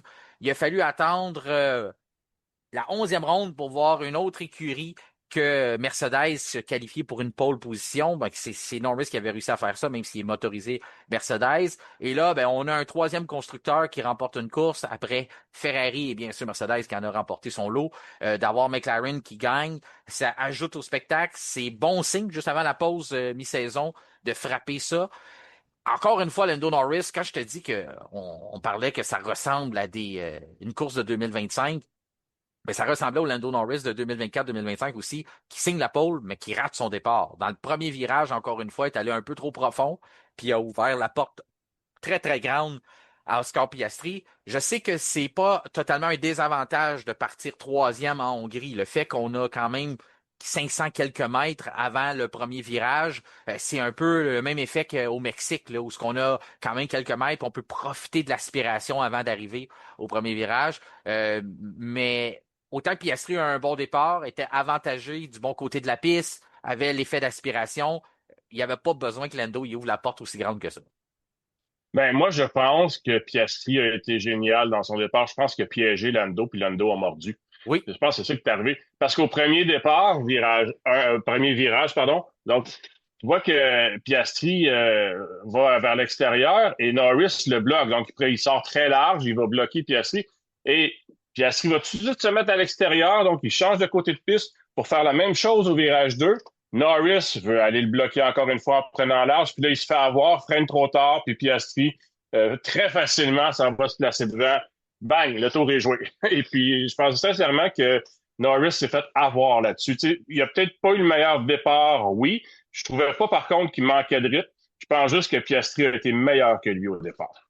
Au départ, oui. Ben c'est pas le rythme, c'est pas le mauvais départ, c'est pas la réaction, c'est les décisions. Des fois, La j'ai l'impression, stratégie, c'est ça. ouais, Ouais. j'ai l'impression des fois qu'il se concentre un peu trop dans ses rétroviseurs plutôt que de dire, hey, c'est toi qui pars en premier, dicte le rythme, positionne ta voiture pour la mettre très très large, un peu comme Verstappen a fait. Il y avait la Red Bull, là, c'était la voiture la plus large du plateau en début d'épreuve. Là. Il y avait pas de Ferrari qui pouvait passer là. C'est un peu ce que Norris aurait pu faire. En plus, c'est son coéquipier. Donc normalement, on sait avec la règle orange papaye, la fameuse règle là, que t'as pas besoin de fermer la porte beaucoup, que si Piastri avait insisté, ben c'est lui qui aurait été dans le trouble après ça. Donc, je sais pas pourquoi que c'est arrivé comme ça a été une erreur de pilotage. Après ça, par contre, c'est lui qui avait le rythme tout au long de la fin de semaine. C'est pour ça que c'était drôle de voir Ouais. Piastri là, même si on le sait, il n'avait pas réussi à faire son tour de qualification, mais de voir que finalement, c'est Lando qui doit mordre la poussière, n'a pas droit aux premières stratégies, l'effet des règles, c'est pas juste la règle orange papier, mais normalement ça fonctionne comme ça. Les bonnes écuries qui se respectent vont donner la meilleure stratégie au pilote qui est devant. Donc, on favorisait Piastri tout au long de l'épreuve. Puis Norris essayait de rattraper. À certains moments, il semblait être capable probablement d'attaquer son coéquipier. Puis là, il y avait toujours une petite erreur, perdait le contrôle, arrivait, puis là, finalement, débordait un petit peu, revenait. C'est pour ça que j'ai sursauté un peu quand Lando a terminé l'épreuve, a gagné la course, dans des circonstances, peu importe, mais a travaillé très fort, a eu les meilleurs tours, tout ça, a gagné. Puis a dit que c'est une de mes meilleures performances personnelles. Ben, c'est une course en deux temps. Tu as raison que la Ouais. première portion de la course de Lando, ce que tu as dit, c'est vrai. Sauf que après son arrêt, il a dominé, là. Tu sais, Oui, ah ouais. il était comme à un autre niveau, là. Il avait trouvé sa zone, puis là, il n'y avait plus rien. En deuxième portion de course, je pense qu'il était imbattable, sincèrement. Et d'ailleurs, Piastri l'a dit, on reviendra sur les circonstances qui ont fait en sorte que Norris a repris la tête, mais il a dit, quand j'ai vu que Norris était devant moi, je savais que je venais de perdre la course. Donc, ça voulait dire qu'il savait à quelque part que le rythme, c'était Lando qui l'avait, puis c'était pas lui, parce que sinon, ce serait pas considéré battu tout de suite comme ça, là. Non, non, non, exactement. Puis Oscar même a dit à un certain moment, quand Lando demandait à le dépasser, Oscar a dit quelque chose à un moment donné comme ah, c'est pas évident avec mes pneus. Puis j'étais là comme Ouais. tellement pas le bon temps parce que la conversation qu'il y a de l'autre côté, c'est hey, moi j'aimerais passer en avant de lui, puis toi t'envoies le message, c'est pas facile de rester en Ouais, avant de c'est mon truc. ça. Fait que là, Il y j'étais en a là un comme qui dit I'm miles faster, puis l'autre qui ouais. dit j'ai bien de la misère avec mes pneus. Ouais, j'étais là comme hey, ça va-tu ouvrir la porte? Tu sais, dans certaines écuries, ça aurait pas demandé plus pour dire OK, parfait, on va vous régler vos problèmes. Toi, passe en avant, toi, va en arrière. Mais finalement, il est arrivé d'autres choses pour que on en arrive là. Mais c'est ça, je trouvais. Je trouvais qu'à toutes les fois que Norris se rapprochait, il y avait la petite erreur qui faisait qu'il n'était pas capable de rejoindre Piastri. Donc, si ça avait été une autre écurie, une autre voiture, il aurait peut-être pas eu, ou avec les circonstances, aurait peut-être un peu perdu cette chance-là de gagner aujourd'hui. Finalement, tu le dis, lorsqu'on lui a donné la deuxième opportunité de remporter la course ou qu'il a mérité cette opportunité-là, ben, il l'a pris puis s'est envolé avec. Puis là, on a eu un classique Lando Norris. C'est peut-être là qu'il voulait en venir de dire, c'est ma meilleure performance personnelle ou individuelle. Je sais pas si vous l'avez dit cette année ou en carrière. C'est parce que des fois, les Ouais. pilotes, quand ils ont une course, tu sais, où ils dominent, terminent la course, puis ils auraient envie de continuer. Ah, Ouais. j'aurais continué 150 tours de plus comme ça, j'étais tellement bien, là, tu sais, puis c'était facile, puis j'avais l'impression que j'avais trouvé ma zone. C'est peut-être un peu ça qu'il voulait dire, plus que ça a été ma plus belle victoire en carrière, parce que c'est sûr qu'il y en a eu des plus spectaculaires ou même Ben, des c'est plus belles, à ça. mon avis. Ben, Ouais. peut-être qu'il me l'a dit cette saison. J'ai mal compris ce qu'il voulait en venir avec ça, Ouais, mais même cette saison, je trouvais que OK, oui, OK, parfait. Mais tu sais, peu importe, je comprends. Là, il était content. Puis McLaren misait beaucoup sur ce week-end-là. On s'attendait pas nécessairement à faire un bond aussi géant que ça, mais c'est très positif. Puis là, après ça, ben, les circonstances, quand je disais qu'est-ce qui a mené à ça, c'est que Oscar Piastri ben, a pris son lot de malchance. On peut commencer aussi avec. Ben, je trouve que ça a commencé la note que j'ai prise, là, où j'ai eu l'impression que ça pouvait devenir un facteur. C'est lorsque Valtteri Bottas rentre au puits. Ça tombe ouais, exactement dans une séquence ouais, ouais. où ce qu'on est rendu que Piastri devrait arrêter parce qu'on sait que la coupure d'en dessous est très dangereuse en Hongrie. Donc, aussitôt qu'on voit les pilotes un peu plus loin commencer à arrêter, ben, déjà, il faut qu'on commence à réagir du côté de McLaren et à faire des calculs pour pas se faire avoir. Et écoute, quand on dit que le calcul était très, très près, on a décidé, parce que vu que Valtteri Bottas rentrait dans les puits avec des freins en feu, c'est une image qui est rendue, qui va coller là, chez Cadillac cette année, on ramène la voiture qui est en train de prendre en feu, il est même pas capable de freiner, il rentre la voiture dans la clôture, il frottait sa Cadillac sur la clôture pour essayer de la faire arrêter. Puis là, chez McLaren, j'ai trouvé qu'on était vite. On n'a pas, parce que je pensais vraiment qu'on allait faire rentrer Piastri, qu'il allait venir se foutre dans le trafic à l'entrée des puits, on va bousiller la course. Finalement, on était assez vite, on a dit non, non, on reste en piste. Le temps que Piastri fasse un autre tour, rentre et ressorte, celui qui a été pénalisé le plus, c'est Lando Norris. Parce que là, Lando se retrouvait très, très près de ses poursuivants. La preuve, quand Lando est sorti des puits, il s'est retrouvé juste en avant de la bagarre qui avait lieu entre Hamilton et Verstappen. Ça en est fallu de peu que ça coûte Mhm. beaucoup à Lando Norris, puis il n'aurait probablement pas gagné la course peut-être parce que c'était pas évident à dépasser aujourd'hui, même s'il y avait une voiture très rapide qui était en rythme. Le temps que ça lui aurait pris, que ça aurait consommé à sa course de faire ça, puis on ne sait pas qu'est-ce qui aurait pu arriver dans les résultats. Donc ça, c'est la première place où ce que Piastri était un peu pénalisé parce qu'il aurait probablement pu faire un meilleur arrêt puis gagner un avantage, puis tout ça. Là, finalement, on s'est retrouvé un peu dans le trafic. Puis plus tard, ben, il y a eu avec Carlos Sainz, ça a été. Moi, ça m'a fait bondir de mon divan. Là. Ben, Ça m'a rappelé mais Ocon. Ouais, vas-y, ouais, excuse. avant de se rendre peut-être à l'incident de Sainz, parce que j'aimerais ça qu'on le fasse chronologiquement, parce que Ouais, pas de il y a problème, pas la de problème. stratégie de McLaren aussi qui est intéressante à adopter. On parlait là, que Lando Norris est là puis il dit hey, moi je suis tellement plus rapide que Piastri, faut faire quelque chose pour que je passe en avant. Puis t'as un Piastri qui est pas certain, mais McLaren a quand même décidé de donner la fameuse undercut, la anticipée, la carte d'en dessous à Piastri parce qu'il était en tête de la course. Alors, à ce moment-là, on a ouvert la porte pour Norris. On lui a dit, tu dis que tu es rapide, tu dis que tu es plus rapide, démontre-nous-le, tu as ta chance. Alors là, on donnait une chance égale, à mon avis, aux deux pilotes. Puis j'ai vu des commentaires en ligne, on recommençait à dire que McLaren défavorisait Piastri. Pour moi, c'est l'inverse. Il y a eu l'arrêt anticipé. Donc, il Oui. y avait le fameux undercut que tout le monde veut, là, c'est lui qui l'avait. Puis il Donc, méritait de il avait sa l'avoir. chance aussi. Ben Ouais. oui, il méritait absolument. Il était premier. Puis chez McLaren, on insistait en disant non, Lando, c'est Piastri qui va Ben l'avoir. oui, parce que Alors, si on le donnait à Lando, Lando aurait ressorti devant Oscar. Puis là, ça aurait été la grosse histoire. ben là, effectivement, on aurait pu dire on favorise Norris. Ouais. C'est pas le cas là, en Hongrie aujourd'hui. Alors, moi, j'ai aimé qu'on donne une chance égale aux deux. Et ça a fait en tout cas, une séquence que je trouve vraiment intéressante.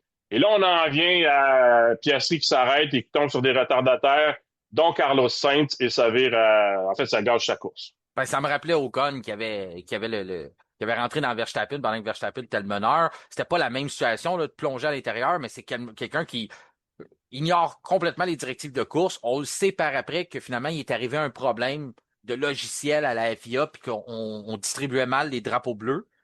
Je sais pas si vous avez entendu dans les entrevues, les conversations d'après-course, le même Kimi Antonelli qui disait hey, ils m'ont donné un drapeau bleu à un moment donné. Puis là, c'est comme pour les gens qui ne savent pas, le Ouais. drapeau bleu, c'est que vous devez laisser passer un adversaire derrière qui est plus rapide que vous, normalement qui est pas sur le même tour que vous. Là. C'est T'es la pas en base. bataille avec normalement, là. Non, non, c'est ça. Vous laissez passer l'adversaire. C'est pas comme au go-kart là, qui ne veulent pas d'accident, fait qu'ils disent ah, toi, ton speed de chemin, t'es trop lent. C'est vraiment que normalement, quand vous avez un tour supplémentaire sur l'autre, ben, c'est les retardataires, c'est pour vous tasser le chemin. C'est de dire ah, lui, il est sur le tour du meneur, ben tasse-toi. Là, Sainz, supposément qu'il l'aurait pas eu. OK, je vais lui donner le bénéfice du doute pour le début, le contact, admettons, là, parce que là, il ne voit pas, la chose. Sauf qu'après ça, je pense que ça a pris deux autres virages avant qu'il laisse passer. Tu dois bien te douter, là, avec la fin de semaine de misère que Williams avait, tu dois bien te douter que tu coursais pas de McLaren en fin de semaine. Fait que quand tu as du orange, papa, puis là, les miroirs, je sais encore là, peut-être du travail avec les ingénieurs, les conversations, comme on mentionnait, mais à un moment donné, laisse-les passer. Je comprends que c'était pas en Ben, course contre lui, là. Tu sais. moi, je te trouve gentil sur celle-là, Martin, parce que moi, j'y accorde pas de bénéfice du doute à Sainz. T'avais des bleus partout autour de la piste, là, tu sais. Ouais. Au freinage, avant l'accrochage, il y a un gros drapeau bleu, là. Ben, c'est pas un drapeau, c'est une lumière, là, sur le bord de la piste. Elle est évidente, là. Mhm. Je comprends que ça va vite et tout, là, mais, tu sais, ce sont des pilotes entraînés pour ça, là. Alors, même si tu l'as pas sur ton volant, qui vient de dire c'est à toi que ça s'adresse, à quelque part, tu sais, je pense que tu peux te douter que Ah, le c'est gros ça. bleu qui est là, c'est pas pour le Alonso qui est en bataille avec toi avant, là. Ça Non. veut dire quelque chose d'autre. Alors, tu sais, j'ai trouvé Sainz pas mal faible là-dessus, malheureusement. Là. Je pense qu'il n'y a rien qui me fâche plus en course automobile que ça. Tasse-toi de là. Surtout sur un circuit comme la Hongrie, c'est pas facile pour les retardataires de se tasser. On va leur donner ça. Mais en plus de rester plusieurs tours en avant, tu te dis, il y avait gros bleu en avant, gros orange en arrière. À un moment donné, il fait le 2+2. La Williams, c'était épouvantable C'est en fin de ça. semaine, là. Épouvantable. C'était la pire. C'est un bateau qu'on a apporté là, pour le week-end. Ça va vraiment pas bien du côté de Williams. Ouais, C'est ouais, ben ça catastrophique. c'est vrai, puis que je pense que Sainz aussi là, tu sais, ça commence à y peser long sur les épaules, puis on le Ouais. sentait moins affûté en fin de semaine. On le sait on le sait ce qu'il est capable de faire Sainz, puis on voyait pas ce Sainz-là en fin de semaine. T'as raison de le souligner. D'ailleurs, je fais 2 fins de semaine de suite qui se fait traiter d'idiot par un autre pilote. Ouais, ouais. Serait bon de terminer la séquence maintenant. Mais Piastri avait raison de le dire. En tout cas, avait raison d'être frustré. Il avait peut-être pas raison de le traiter d'idiot, là, mais il avait raison d'être vraiment frustré et déçu parce que c'est vraiment, quand tu suis la séquence des événements, il a perdu. En fait, il est en train de remonter, il est en train de gagner du temps sur Antonelli. Il avait gagné 4 secondes. Laisse-moi retrouver ça, là. Quand Piastri est sorti des points, il y avait 11 secondes de retard sur Antonelli. Mais il avait gagné 4 secondes en 2 tours. Puis là, on tombe sur les retardataires, donc évidemment, il perd un petit peu de temps. Bang, Sainz l'accroche, et là, il perd du temps. Et ça fait en sorte que quelques tours plus tard, quand Norris s'arrête à son tour, et Norris ressort juste devant Ouais. Piastri pour avoir la première place. Puis Piastri lui-même a dit à ce moment-là, je savais que j'avais perdu la course. Donc, ça veut vraiment dire que l'accrochage avec Carlos Sainz, ça peut avoir joué la Ah course, tout oui. simplement. C'est Ouais. rare qu'on peut dire ça d'un moment précis, mais cette fois-ci, on peut. Ouais, à l'œil, on le voyait que c'est ce qui lui manquait. C'était facile, c'était Ouais. tellement serré à la sortie des pluies, tu te disais, écoute, le temps qu'il a perdu, surtout, comme je dis, après le contact. Puis, tu sais, on va plus loin que ça. Le contact de Sainz, on dit que la McLaren, parce que finalement, sa boîte de vitesse a rendu l'arme. On sait que les boîtes de vitesse, on ne Mhm. peut pas attribuer la responsabilité à Mercedes, puisque McLaren fabrique ses propres boîtes de vitesse. Clarification qui est importante quand même, parce que j'ai entendu des gens dire, ah, ben, encore Mercedes qui fait perdre McLaren. Mais non, la boîte de vitesse, c'est notre responsabilité. Ça nous cause problème depuis le début de la saison. Si on regarde, on dit, il monte plus sur les vibreurs, parce que Lando, tu disais, là, il était dans une classe à part enfin, même qu'il stressait son écurie, parce qu'on lui demandait de ralentir, d'arrêter d'attaquer les sorties de vibreurs, parce qu'on pensait que ça avait peut-être eu un lien, justement, avec ce qui a brisé la boîte de vitesse de Carlos Sainz. De Carlos Sainz, plutôt de Piastri. Où je vais en venir, c'est pour ça que je dis Sainz, c'est que le contact a peut-être pas aidé non plus. Je sais que c'est peut-être trop, on peut pas être sûr que c'est ça, mais je veux dire, si on avait peur des sorties, ces vibreurs, puis on disait qu'à la longue, ça créait un choc qui venait gâcher la synchronisation des changements de vitesse, ben, un gros coup d'une Williams dans le côté, j'imagine que c'est pas recommandé non plus par le manufacturier. Non, je pense pas que ça aide. En tout cas, tu sais, C'est ça a ça. peut-être pas nuit, mais ça va certainement pas aider. Donc, ça, on le saura dans les prochains jours. Sur le coup, les écuries sont toujours prudentes, là. Oui. Et là, si c'est vraiment le cas, on va l'apprendre mardi ou mercredi.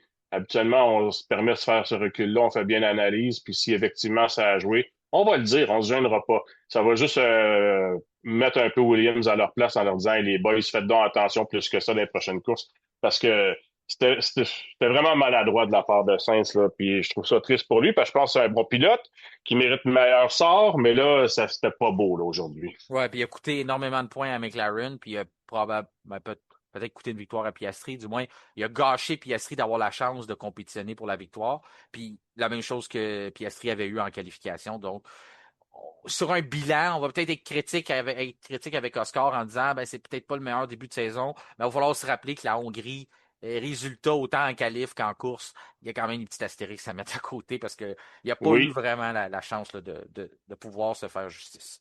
Si Et on sent que ouais, Piastri, juste pour terminer, excuse-moi ouais, sur pas de problème, Piastri, non, non, pas de problème. on sent que quand la McLaren était pas vraiment dans le coup pour la victoire et ordinaire depuis le début de la saison, il y avait certains grands prix où on le cherchait, là, Piastri, carrément. Et que Norris était bien en avant, mais quand on sait que la McLaren est bonne puis qu'elle est, tu sais, elle est vraiment dans le coup, ben Piastri est capable d'aller chercher une nouvelle énergie pour vraiment être à son meilleur. Puis je pense que c'est ce Piastri-là qu'on a vu aujourd'hui. Et j'espère qu'on va être capable d'avoir ce Piastri-là pour la deuxième partie de la saison parce qu'il est beau à voir. Puis je fais un petit peu de chemin là-dessus parce que avec l'histoire de contrôler la température des pneus puis la gestion des pneus, c'est quelque chose qu'on reprochait à Piastri à ses débuts en F1. C'était difficile avec ses pneus. Prendre une expression de François Goulet, les torchait. Il y a ça, il y a quelques épisodes. Ben, torchait ses pneus. Puis c'est un peu ce qu'Andrea Stella parlait dans les derniers Grand Prix de dire que c'était la différence. On trouvait que la dégradation était plus élevée sur la voiture d'Oscar. Bien sûr, il avait perdu des points d'aéro en Belgique, fait que ça n'avait pas aidé. Fait que le fait qu'on a peut-être investi un peu dans cette technologie-là, puis on retrouve un semblant de ce qu'on avait l'année passée, que d'avoir une voiture plus permissive sur comment qu'on exploite la fenêtre de performance des gommes, peut-être que ça pourrait aussi aider Oscar à être capable d'extraire un peu plus de performance si ça couvre un défaut qu'il y aurait d'être un peu trop dur sur ses pneus. On va se prononcer un peu plus tard sur notre pilote du jour. C'est notre question du jour présentée par Sona Viking. Puis on vous invite aussi à le faire. Donc, à mentionner qui, selon vous, a été le candidat à recevoir le titre de pilote du jour. Bien sûr, je pense que c'est un Grand Prix le fun, Simon, parce qu'il y a plusieurs personnes qui pourraient l'avoir. On n'est pas rendu encore un peu plus loin dans le peloton, là, mais il y a quand même Mhm. quelques individus qui se sont démarqués aujourd'hui. Donc, j'ai bien hâte de voir autant ta réponse que tu vas me donner en fin d'épisode, puis aussi de voir ce que les auditeurs ont pensé. Donc, la question présentée par nos amis de Sona Viking, allez les voir, ils ont des experts à Laval, vous pouvez prendre rendez-vous avec eux pour vous aider dans la conception d'un sauna autant à l'intérieur qu'à l'extérieur. Parlons Ferrari, qui amorçait encore une fois avec une stratégie différente des autres. On a décidé d'aller en gomme tendre. Pourquoi c'est un avantage de vouloir partir en gomme tendre? C'est que si on a justement une bonne distance avant d'arriver au premier virage, bien, on peut sortir de notre boîte un peu plus rapidement, surtout si on part dans un corridor qui a un peu moins d'adhérence. Puis après ça, on peut essayer de battre des adversaires au virage 1. Aussi, quand tu es une Ferrari, tu étais supposé en début de saison avoir un avantage pour les départs. On le dit, Simon, il y a de ça quelques semaines, que c'est complètement terminé, cet avantage-là. Même avec des gommes tendres, on n'a pas réussi à se faire justice, du moins à gagner. La stratégie, le pari n'a pas été gagné. En partie parce que, ben, je te dirais en grosse partie parce que Max Verstappen s'est foutu devant les deux Ferrari puis a décidé que sa Red Bull était la plus grosse voiture, la plus large. T'as raison, mais c'est tout à fait légitime qu'il le fasse. J'aurais Oui. aimé Charles Leclerc avec plus de mordant au départ, là. Moi, j'ai trouvé que t'as raison, là. Tu sais, Max Verstappen était troisième parce qu'il y a eu des pénalités. Il aurait dû être un petit peu plus loin sur la grille, donc il a profité de l'avantage qu'il y avait. Mais Leclerc était deuxième, là. Il était en première ligne. Moi, je pensais, sincèrement, que Leclerc, avec un départ en gomme tendre, avait une occasion de passer en tête puis de se sauver avec, à la limite, de se sauver avec la course. C'est pas ça du tout qu'on a vu. Tu sais, j'aurais aimé voir un Leclerc plus hargneux après un samedi difficile où il a été battu par son coéquipier, comme on l'a vu il y a quelques semaines à Silverstone, puis en Belgique. Puis là, non, pas du tout. On avait un Leclerc là, qui a pris son départ, puis sentait que sa voiture était pas à son summum, puis qu'il avait pas nécessairement envie d'aller en chercher plus qu'il faut. Donc, il s'est organisé pour protéger, pour pas se faire accrocher. Puis ça fait en sorte que, je sais pas, là, j'ai pas aimé le manque de mordant des Ferrari au départ. Quand t'as des gommes tendres, il faut que tu y ailles, là, tu sais. Mhm. Niaise pas, là, tu sais, c'est là ou jamais. Puis on sait que ces gommes-là durent pas très, très longtemps, là, quoi qu'il y en a qui l'ont étiré extrêmement longtemps aujourd'hui, mais on Ouais. s'y attendait pas. Mais tu sais, c'est là ou jamais, puis c'était comme si on n'avait pas pris conscience de l'urgence de la situation chez Ferrari en début de course, ou tout simplement, la Ferrari était pas aussi bonne qu'on l'anticipait. Moi, le point que j'ai pas aimé de cette stratégie-là, autant que je la vende sur certains aspects, c'est le fait qu'on le fait sur les deux voitures. On Mhm. aurait dû, je comprends que c'est la mentalité probablement d'égalité, faire pareil pour tout le monde. Sauf que le fait d'avoir deux stratégies différentes dans une écurie, dans des courses comme ça, où tu as peut-être, tu sais, je me dis que Ferrari était probablement certain que c'était l'équation gagnante. Sauf que Charles était désavantagé par le fait que ses gommes avaient déjà roulé. C'était pas des gommes, on s'entend, là, c'est pas des gommes qui étaient extrêmement usées, mais juste pour dire un petit déficit par rapport à Hamilton. Aussitôt qu'on savait que cette stratégie-là avait été un peu bousillée en Q2 parce qu'il n'avait pas réussi sur sa première tentative à sortir un tour compétitif, on aurait peut-être dû abandonner et dire, ben, toi, Charles, écoute, on a voulu te la proposer, cette stratégie-là, mais là, ça ne fonctionne plus. Tu as déjà utilisé tes trains de pneus tendre, on veut miser sur des pneus flambant neufs pour être capable justement, tu vas me dire, ça n'a pas plus aidé Hamilton à dépasser Verstappen, sauf que là, tu te retrouvais avec tes deux voitures qui n'étaient plus dans le coup, à la place justement de peut-être d'en avoir une qui était sur une stratégie différente, qui aurait pu faire autre chose. Encore là, toujours facile à faire une fois que c'est terminé, mais c'est quelque chose qui m'a dérangé le départ de dire, ah, ok, ouais, bravo, il va entendre, pourquoi les deux? Pourquoi on fait ça avec les deux? Si ça marche pas, on est foutu, puis c'est ça qui est arrivé. Ben, ça, c'est un excellent point. Parce qu'effectivement, tu vas avec une stratégie audacieuse où tu mises tout. dès le départ de la course. Et là, tu te retrouves Grosjean comme devant quand ça fonctionne pas. Puis là, tes deux voitures sont du côté des perdants. En tout cas, tu te retrouves à perdre des positions. Donc, tu fais pas les gains. Non seulement tu fais pas les gains que tu voulais faire, mais en plus, tu en perds. Fait que là, c'est peut-être le moment de se réajuster puis de dire, OK, ben, on va y aller avec deux stratégies différentes. Pour une des deux voitures, on va y aller avec je sais pas, un très long relais. Puis l'autre, ben, on garde la stratégie initiale. Effectivement, on aurait pu s'ajuster chez Ferrari, puis on l'a pas fait. Là, il y a une séquence qui a suscité des questions, puis je comprends, ça arrive pas souvent. Fait que les gens se demandent des fois, les auditeurs, qu'est-ce qui est arrivé là? Puis c'est la raison, c'est la question que Edmond se posait en regardant la course. C'est pourquoi, à un certain moment, on a vu Lewis Hamilton céder le passage à Kimi Antonelli après avoir sorti devant lui dans les pluies. Et la raison, Edmond, pourquoi c'est arrivé, c'est une très belle observation parce que c'est sûr, comme je le dis, t'es pas le seul là, qui a accroché là-dessus, c'est que il y a une ligne à la sortie des pluies. Ça, c'est la ligne de la voiture de sécurité qu'on appelle. Et normalement, lorsque vous sortez de la ligne des pluies, vous revenez en course, en mode course là, sur la piste, aussitôt que vous franchissez cette ligne-là. Donc, aussitôt que vous la franchissez, vous ne pouvez pas compléter un dépassement. Vous redevenez comme un peu avec les mêmes règlements que tout le monde, de dire, derrière la voiture de sécurité, autant la vraie physique que virtuelle, on ne veut pas dépasser un adversaire. Donc, Hamilton aurait fallu qu'il se retrouve devant Antonelli avant de franchir la ligne. Et c'est pas ça qui est arrivé. C'est Kimi qui a gagné la course pour franchir la ligne en premier. Donc, automatiquement, la position de piste, Lewis devait rester la même. Il devait positionner sa voiture tout de suite à l'arrière de celle de Kimi Antonelli. Il ne l'a pas fait, mais on a été très, très vigilant du côté de Ferrari, je trouve, de tout de suite sauter là-dessus, de dire non, non, non, redonne la position parce qu'on ne voulait pas avoir une pénalité. Ce qu'on savait pas, ou qu'on savait peut-être déjà, c'est qu'on avait déjà pris une pénalité. Encore une fois, Lewis Hamilton, trop rapide dans la ligue des pluies. 0,1 km à l'heure. Je sais, Mm. c'est pas grand-chose que les gens vont dire. Voyons donc, 0,1. C'est ça la ligne, c'est ça le règlement. Je comprends que s'il y a un policier en ce moment qu'on se parle, ou aujourd'hui dans votre journée, qui vous arrête, qui vous donne une contravention pour 0,1, vous avez ma permission de lui dire tous les mauvais mots qui vous passent par la tête. Sauf qu'en Formule 1, 0,1, ça peut donner un avantage vraiment, vraiment important à quelqu'un, à un autre pilote. Je sais que c'est tout petit, mais si vous demandez à tout le monde de rouler à une vitesse X, puis finalement, il y en a qui ne le respectent pas, mais regardez à la ligne de la sortie des pluies de la voiture de la sécurité, c'est peut-être Hamilton qui aurait franchi la ligne avant, puis là, on aurait dit à Antonelli, ben, tu dois positionner ta voiture derrière Hamilton. Donc, on ne peut pas faire ça, et c'est pour ça qu'il a été pénalisé.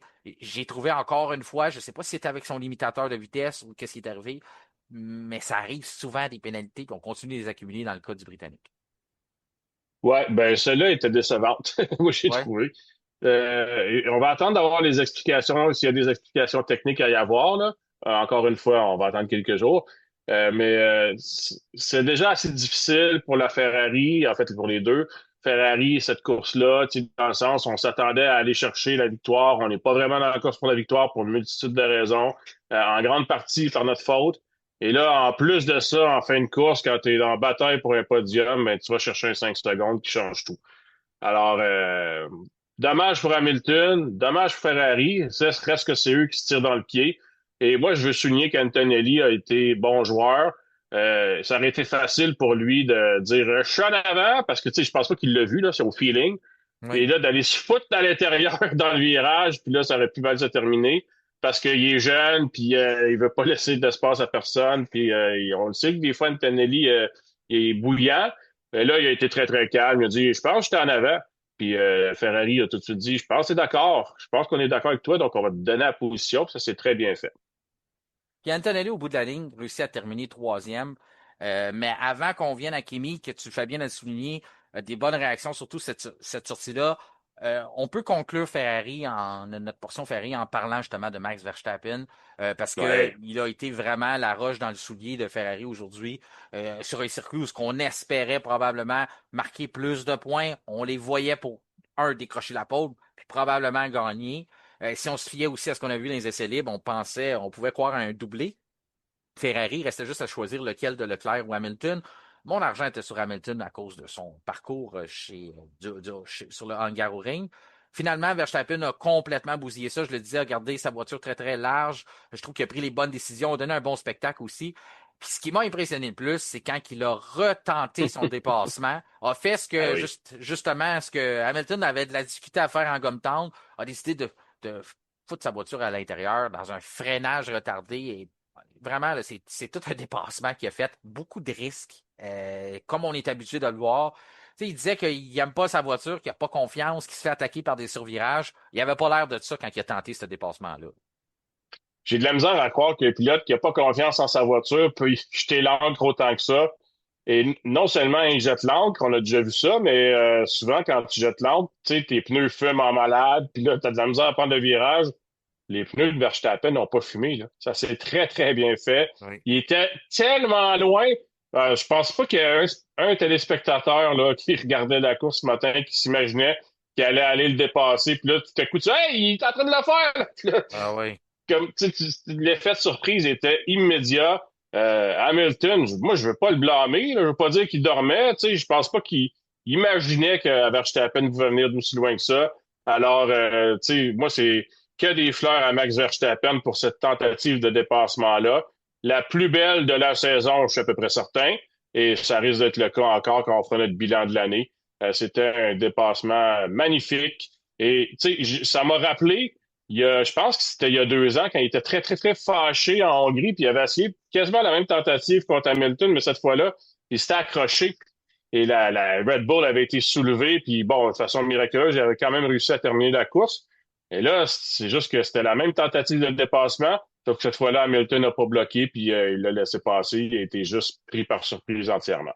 Je pense que tu as raison de dire qu'il dormait pas, mais peut-être parce qu'il devrait être sur ses gardes, mais il était concentré sur dépasser Ouais. le retardataire. Puis en plus, ce que j'ai pas compris, c'est qu'il a utilisé son boost là, pour Ben, il dépasser le avait pris son boost pour dépasser Lawson. Plus C'est tôt dans le ça. tour, il en restait pas tant que ça. Ouais, exactement. Fait qu'on dirait que, mais encore là, pourquoi il voulait se débarrasser du retardataire plus vite? Attends, s'attendait pas à ce que Verstappen plonge à l'intérieur, mais en même temps, c'est Verstappen, là. Il y a des chances qu'il le laissait. Ouais, mais Ouais, c'est ça. ouais. Tu sais, mais en même temps, Hamilton, lui, quand il voit Verstappen arriver derrière lui, il se dit pas oh, c'est un 4 fois champion du monde, c'est un des meilleurs pilotes au monde, faut que je fasse attention. Hamilton, dans sa tête, tu sais, c'est lui le meilleur pilote au monde. Ouais, mais Alors, tu sais, il est pas prêt, là. Il était pas prêt à ça. ouais. Je le disais pas dans un style intimidé, mais juste de dire on connaît. Tu sais, toi, tu sais que Max Verstappen plonge à l'intérieur, puis moi, je le sais que Max, c'est son style de plonger à l'intérieur, puis je le dis Ouais. pas d'un côté que c'est négatif, c'est que dans son style de conduite, s'il laisse penser qu'il y a de la place, il va le prendre, puis c'est... Ah, il y a des bonnes chances, t'as raison. Ouais, Mais en c'est même ça. temps, j'aurais pas pensé, quand je le voyais dépasser Lawson, qu'il allait Ouais. aller plus loin que ça, là. Moi, je Je te le voyais à dirais que zéro, là. Moi, je te dirais que je l'avais à l'œil, mais je savais pas qu'il allait le faire, puis j'ai comme eu la réaction, à un moment donné, il va, oh, oh, là, de crier comme là, il me fait, là, il va l'essayer, mais je trouvais que c'était limite, j'étais sûr qu'il allait avoir contact. Même Max a dit après, je veux pas chialer, mais il a bougé dans la zone de freinage. Oui, Max, t'as raison. Lewis a bougé dans la zone de freinage, mais il pensait qu'il était seul. Il pensait pas qu'il y avait Ben quelqu'un. non, mais c'est C'est ça. ça. Là, Ouais. moi, je blâme pas Lewis, là, il Ah, prenait son virage. c'est Tout ça, exact. simplement. En fait, Max aurait pu se dire, il a bougé dans la zone de freinage, mais en même temps, tu sais, il s'est organisé pour pas qu'il y ait d'accrochage, parce que ça Ouais. aurait pu arriver. Tu sais. Oui, ça aurait pu arriver. Non, non, il y a vraiment. Lewis a vu à temps qu'il y avait quelqu'un qui a décidé qu'il pouvait passer, là, que il y avait pas le temps de fermer la porte. Je le disais, Antonini a réussi à terminer troisième. Est-ce que tu avais quelque chose à ajouter sur la journée de Kimi? Parce que je trouve qu'il limite les Ben, tu sais, dégâts. honnêtement, Ouais. c'est une troisième place qui tombe du ciel, là. Il Mhm. fait sa course, puis tout à coup, un peu comme Verstappen qui est deuxième, tu sais, les ennuis des autres font en sorte que tu gagnes des positions, puis toi, tu continues ta course, puis tout à coup, à la fin, t'es troisième, tu mènes au championnat, puis tu gagnes des points sur les autres parce qu'ils ont des mauvaises courses. Alors, tu sais, tout se met en place pour que Kimi Antonelli, en tout cas, jusqu'à maintenant, gagne le championnat du monde. Hamilton, Adjar qui a fait encore du très bon boulot. Je l'ai trouvé exceptionnel dans les débuts d'épreuve aussi, comment il a réussi. Oui, son travail, c'était de rester en piste puis d'un peu jouer, encore une fois, on dit les rôles de numéro 2, mais c'était dans la stratégie aussi de dire, ben toi, tu vas rester plus longtemps, tu vas gêner ceux qui s'en viennent. Il a fait du très bon travail, encore une fois, Adjar. Ça faisait du bien de voir du côté de Red Bull qu'on était capable de travailler un peu en équipe, d'avoir quelqu'un qui peut aider. Verstappen faisait du bon boulot, retenait les Ferrari du mieux qu'il pouvait. Puis à un moment donné, ben, c'était un peu trop, il avait besoin d'aide des autres. Il a quasiment réussi à lui donner une chance d'aller attaquer les McLaren. Finalement, on le sait, avec le rythme global aujourd'hui, que ça aurait probablement que ça aurait pas été possible. Mais que tu pensais de l'ensemble de la journée d'Isaac Hadjar, qui je trouve qui non seulement continue de développer sa confiance envers la nouvelle voiture, mais aussi, je trouve qu'il bâtit une belle confiance avec l'écurie qui lui donne des responsabilités. Je sais là, que le but d'un pilote, c'est de devenir champion du monde puis de gagner des courses, mais s'il est capable d'apprendre dans un cadre compétitif, puis d'un jour, justement, quand il sera prêt à prendre la relève, mais tout ce qu'il fait présentement, c'est des choses très techniques, c'est du IQ, du QI de course, donc je le trouve très évolué. Là. On n'aurait pas pu demander ça à Tsunoda, là, par exemple. Non, ça, tu as raison là-dessus. Par contre, moi, j'ai mes réserves. Un jour, Adjar devra dire, c'est correct, là, je vais jouer la game, là. Là, je veux penser à moi parce que Red Bull peut pas avoir continuellement un deuxième pilote qui joue le rôle de deuxième pilote. Ce qu'on voulait quand on est allé chercher Adjar, puis c'est pourquoi on le forme, c'est qu'il prenne ses galons puis qu'à un moment donné, il soit capable de gagner des grands prix. Donc, il faudra à un moment donné qu'Adjar s'organise pour pas qu'on le cloisonne dans ce rôle-là de deuxième pilote. Ça fait 2 grands prix de suite qu'il le fait. Et c'est pas dramatique, là, tu sais, je veux pas monter en importance ce qui s'est passé aujourd'hui. Moi, j'ai juste plus ou moins aimé ça quand on s'est servi de lui pour ralentir les autres. Je pense qu'Adjar vaut mieux que ça. Et j'espère qu'on va pas refaire ça trop souvent. Non, puis il termine quand même 6e. Donc, on n'a pas. Il était juste sur une Non, stratégie. exactement. Il n'y a pas de perdu de Ouais. place non plus à cause de ça. Non, c'est ça, c'est ça. Il était pas. Je trouve pas qu'on a demandé qu'il déroge de sa routine ou de sa course pour faire ça. C'est que ça tombait bien. On l'avait sûrement prévu que dans sa stratégie, il faisait qu'à un certain moment, il pourra donner un coup de main à son coéquipier. Puis il l'a bien fait, puis il l'a fait à un certain moment au cours de la course. Russell, ça a été. À la fin de semaine, le Grand Prix s'est débuté comme le reste de la semaine. Là. L'anti-stall, empêcher la voiture d'étouffer, dans le fond. On fait ça lorsqu'on pense que le régime commence à être trop bas. Le moteur, c'est comme l'ordinateur qui a une protection. Empêcher que la voiture arrête, que ça soit excessivement dangereux aussi, qu'on se fasse rentrer par dedans par d'autres. Fait que on commence à donner des révolutions de façon automatique. Puis là, à ce moment-là, si vous pesez sur l'accélérateur, c'est un peu comme quand vous avez un antipatinage, quelque chose où vous activez la pédale de gaz, mais il n'y a rien qui se passe. C'est ça qui est arrivé à George Russell. Puis après ça, il était complètement désynchronisé sur le départ, s'est retrouvé à l'arrière. Ça n'a pas été facile pour George. Donc, je vais passer quand même assez vite parce que je veux qu'on parle rapidement d'Aston Martin. Je suis en train de passer par-dessus, mais Lawson, Lindblad, Hülkenberg, Lindblad. Encore là, les Racing Bulls se sont disputés des positions. C'est correct, là, on a 2 jeunes loups et on veut essayer des choses, mais je pense que ça nous a quand même coûté une position aux dépens de Audi. Quoique Audi n'est pas très près au championnat des pilotes, au championnat des constructeurs non plus, mais il faudrait quand même faire attention à ça pour le restant de l'année. Lindblad, Bortoletto, Gasly. Et maintenant, on arrive au 13e, Lance Stroll, qui a eu un week-end qui s'est amorcé pas facilement avec des problèmes de suspension, mais c'est bien repris dans la course en terminant devant Alonso. Ben, on dit souvent que Lance Stroll, c'est le pilote qui est meilleur en course, puis bon, c'est sûr qu'on n'a pas souvent l'occasion de voir euh, ce génie-là au travail, si on peut dire. C'est facile de taper sur Lance Stroll, etc. Tout le monde, beaucoup de gens le font. J'ai juste trouvé qu'aujourd'hui, quand tu regardes sa course, il finit devant Alonso, donc il faut lui donner un mérite. Tu l'as dit, il n'a pas eu toutes les séances d'essais libres auxquelles il aurait voulu participer à cause d'ennuis mécaniques. Donc, il était à quelque part désavantagé. La qualification s'est moins bien passée qu'Alonso. Ça aurait été normal que Stroll termine derrière Alonso aujourd'hui, puis personne n'en aurait fait de cas, mais il est devant, donc on va le souligner. Et il est devant à la régulière. Là. Donc, tu sais, tu parlais de la stratégie différente qu'une écurie choisit pour ses 2 pilotes. Aston a fait ça. Stroll s'est arrêté le premier, il est parti en tente, s'est arrêté au 9e tour, il a fait un relais jusqu'au 39e tour, après sur des médiums. Il a terminé en tendre jusqu'à la fin. Et il était derrière Alonso à moins d'1 seconde quand il y a eu la voiture de sécurité virtuelle et il est passé devant parce qu'Alonso s'est arrêté. Alonso, de son côté, a fait un relais jusqu'au 35e tour avec ses tendres. Et il s'est arrêté pratiquement au moment où Stroll faisait son 2e arrêt. Bon, et puis, ça a fait en sorte que la stratégie a été moins bonne. Stroll est passé devant. Stroll est passé devant au mérite par son rythme de course. Alors, tu sais, je veux lui donner des fleurs. Ouais, on a évidemment qu'on surveillait de plus près les Aston Martin, mais il a bien fait pendant la course. Oui, puis on a eu 2 Aston Martin dans le top 15. C'est ce qu'on demandait dans le sondage de vendredi, si c'était possible de le faire. J'y croyais pas. Je pensais que ce serait un peu du pareil au même. Puis j'avais même dit, si on réussit à faufiler 2 voitures dans le top 15, ça aurait été tout un accomplissement, vu de où on part, et on le fait. On le fait, bien sûr, il y a des circonstances, mais ça fait partie de la course. Alonso, Colapinto, Ocon, Albon, Sainz, Berman, Piastri. Perez n'a pas terminé, Bottas non plus, Piastri, on l'a dit, puis oui, Berman, il est terminé finalement. Il a réussi. C'est passé quelque chose à la fin qui est tombé au fond.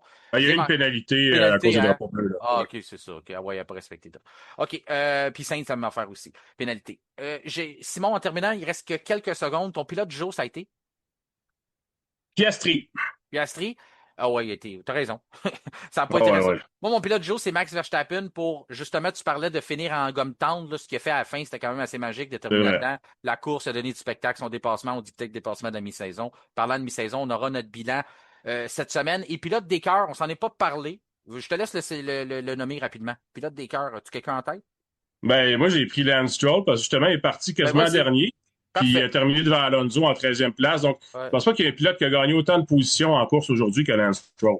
Pilote des cœurs, présenté par l'entreprise des cœurs qui construit des escaliers qui peut vous aider dans votre projet de Laval à Tremblant, vous offre un service humain et sur mesure, des cœurs incorporés. Ça a été un grand plaisir encore une fois, mon cher Simon, puis je te souhaite une Moi aussi. excellente semaine, puis on se parle bientôt. C'est ce qui conclut notre épisode du lundi 27 juillet. Notre prochain rendez-vous sera vendredi avec notre bilan mi-saison. Et d'ici là, je vous invite à nous rejoindre sur les différents réseaux sociaux, notamment sur Facebook, Instagram ainsi que LinkedIn, et à vous abonner à nos chaînes Spotify ainsi que YouTube et Amazon Music en appuyant sur la petite cloche, question de recevoir une notification lors de la publication des nouveaux épisodes. Mon nom est Martin Simon, Simon avec un C. Je vous remercie de faire confiance au F1 Podcast et je vous souhaite une excellente semaine.